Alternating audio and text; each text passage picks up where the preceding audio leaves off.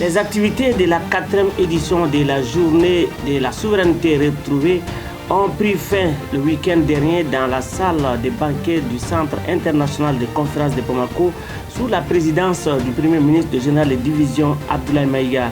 Le ministre en charge de la refondation de l'État est revenu sur le bilan de cette commémoration. Vous l'entendrez dans ce journal. À suivre la fin de la Coupe d'Afrique des Nations Maroc 2025 avec le sacre des Lions de la Tiranga du Sénégal face aux Lions de l'Atlas du Maroc, pays hôte de la compétition. Le Sénégal l'a emporté 1-0 après 120 minutes de jeu. Sur le plan international, élection présidentielle en Ouganda, Yoweri Museveni remporte un 7e mandat consécutif. Il était opposé à Robert Kyagulanyi. Voilà pour le sommaire. Merci de votre constante fidélité. Bonsoir et bienvenue aux informations sur Maliba TV1 depuis Bamako.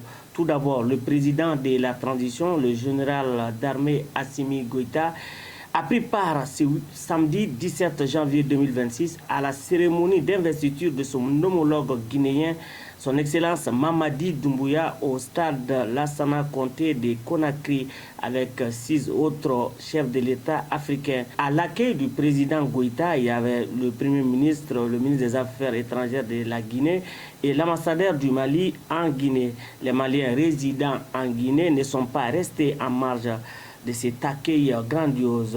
Cette cérémonie marque l'entrée en fonction du premier président de la 5e République de Guinée. Elle a rassemblé également de nombreuses personnalités africaines de haut niveau. À son arrivée au stade juste après les honneurs militaires, le président de la République de Guinée a échangé une poignée de main avec son homologue malien avant de s'installer dans la loge présidentielle. Dans une interview qu'il a accordée à la presse malienne, le général d'armée Assimi Goïta a remercié, salué et surtout félicité le président Mamadi Doumbouya pour son élection à la tête de la République de Guinée. Le Mali et la Guinée sont unis non seulement par l'histoire, mais aussi par la culture et la géographie, a expliqué le président de la transition. Le général d'armée Assimi Goïta a également rappelé la solidarité exemplaire de la Guinée envers le Mali lors des sanctions imposées par la CEDEAO en 2022. C'est un devoir pour moi d'être ici pour témoigner de notre gratitude et réaffirmer les liens indéfectibles entre nos deux nations, a-t-il déclaré. Le président de la transition, le général d'armée Assimi Goïta, a salué la communauté malienne vivant en Guinée qu'il avait rencontrée à son arrivée à Conakry. Le chef de l'État a ensuite quitté la Guinée en début de soirée pour Bamako, marquant ainsi la fin d'une journée de visite d'amitié et de travail en République de Guinée. Je vous l'annonçais dans les titres, cérémonie de clôture des activités commémoratives de la 4e édition de la Journée nationale de la souveraineté retrouvée au Centre international de conférences de Bamako. Conférences, leçons modèles dans les écoles, cérémonie de montée de couleurs. Les activités commémoratives se sont déroulées sur l'ensemble du territoire national et dans la diaspora avec la participation de tous les ministres du gouvernement. Le Premier ministre, le général de division Abdoulaye Maïga, a entamé son discours par le rappel. Un vendredi 14 janvier 2022, le vaillant peuple malien, comme un seul homme, s'est mis debout pour dénoncer les sanctions illégales, illégitimes et inhumaines imposées à notre pays par la CEDEAO et l'UEMOA. Suivons un extrait du discours de clôture des activités de la 4e édition de la souveraineté retrouvée. Le chef de l'État, en adoptant ce décret pour célébrer la journée nationale de la souveraineté retrouvée, n'a pas été un geste de hasard. C'était extrêmement mûri et bien réfléchi. Nous célébrons une journée pour à la fois rappeler ce sursaut patriotique du peuple malien le 14 janvier 2022. Nous ne devons pas l'oublier, c'est vrai. Mais je pense que nous devons également garder à l'esprit que la souveraineté est un combat de tous les jours, que la souveraineté est un combat de tous les instants. Ce n'est pas une activité figée, elle est dynamique. Et surtout, nous devrons garder à l'esprit qu'un État, bien entendu, peut à la fois exister, mais qu'un État peut également disparaître. Et je pense que c'est à cela que nous avons échappé lorsque nous avons perdu 70% de notre territoire national, que nous avons réussi de manière spectaculaire à reconquérir grâce à l'engagement de nos braves forces de défense et de sécurité sous le leadership éclairé de son Excellence le général d'armée Assimi Goïta, président de la transition, chef de l'État. Le ministre en charge de la refondation de l'État a dressé le bilan des activités de la journée qui auront prôné le sursaut national pour la refondation et la modernisation de l'État. Nous vous proposons de le suivre. L'originalité de la célébration de la 4e édition réside dans son caractère solennel avec de grands meetings de promotion du drapeau national, des conférences-débats dans les universités et grandes écoles, l'exécution d'une leçon modèle dans l'ensemble des écoles, des activités de don de sang, des activités de plantation d'arbres, des remises de matériel scolaire, d'équipements et de médicaments, et j'en passe.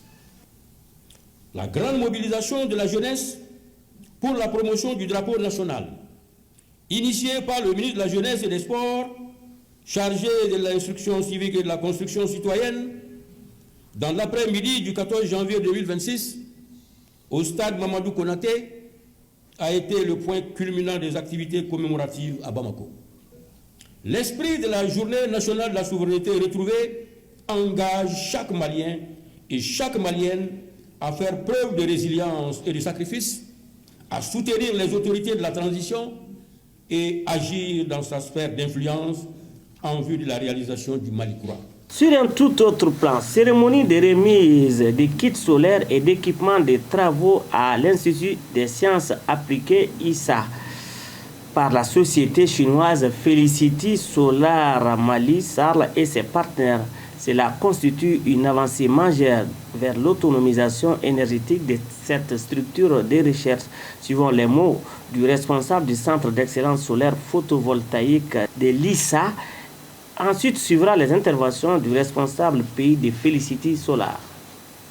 Il y a 11 panneaux de 450 watts qui sont montés en série, branchés au niveau d'un inverseur 6 kVA.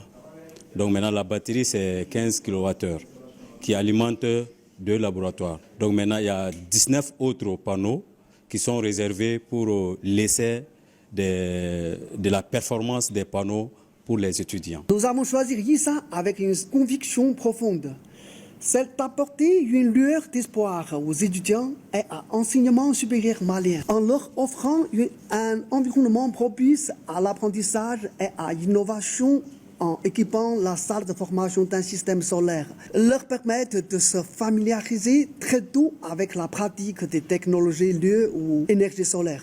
Hors de nos frontières, élection présidentielle en Ouganda, le président sortant Yoweri Museveni, 81 ans, dont 40 au pouvoir, a été proclamé vainqueur de la présidentielle par la commission électorale.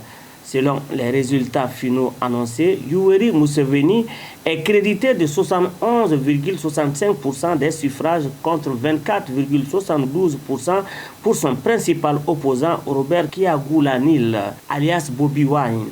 Yoweri Museveni a fait modifier 2 fois la constitution pour supprimer les limites d'âge et des mandats présidentiels. Sur le continent, seuls Teodoro Obiangema en Guinée équatoriale et Paul Biya du Cameroun ont passé plus de temps que lui au pouvoir. En Iran, le PDG d'un opérateur télécom a été limogé pour ne pas avoir bloqué Internet. Le PDG de Irancell, deuxième opérateur de téléphonie en Iran, a été démis de ses fonctions pour ne pas avoir obéi à la décision du pouvoir de couper Internet, a rapporté hier dimanche l'agence de presse Fars. L'Iran a coupé sans préavis et de façon inédite toute communication alors que se multipliaient les manifestations anti-gouvernementales.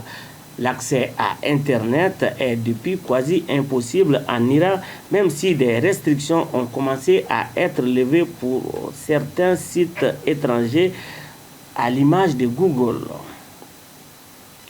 Sport pour boucler ce journal. La 35e édition de la Coupe d'Afrique des Nations Maroc 2025 a connu son épilogue ce dimanche 18 janvier 2026 avec le sacre des Lions de la Teranga du Sénégal face aux Lions de l'Atlas du Maroc. Score final 1-0 après 120 minutes de jeu. Dans le temps additionnel de la fin du temps réglementaire, le Sénégal a vu un but refusé. Quelques minutes plus tard, le Maroc obtient un penalty. Les joueurs sénégalais quittent alors le terrain en signe de protestation pendant quelques minutes avant de revenir. Brahim Diaz rate le penalty en tentant une panenka. 4 minutes après le début de la prolongation, Pape Gueye donne l'avantage au Sénégal et plus rien n'arrivera encore. Il pleut des cordes à Rabat. Les joueurs marocains sont en larmes. Le Sénégal est champion d'Afrique pour la deuxième fois et Sadio Mané est désigné meilleur joueur de la compétition. Ibrahim Diaz se console avec le titre de meilleur buteur. Yassine Bounou est désigné meilleur gardien de la compétition. Voilà, c'est ainsi que s'achève ce journal que nous avons eu l'immense plaisir de vous présenter. Merci à vous de l'avoir suivi. Bonne suite de programme sur Maliba TV1 depuis Bamako.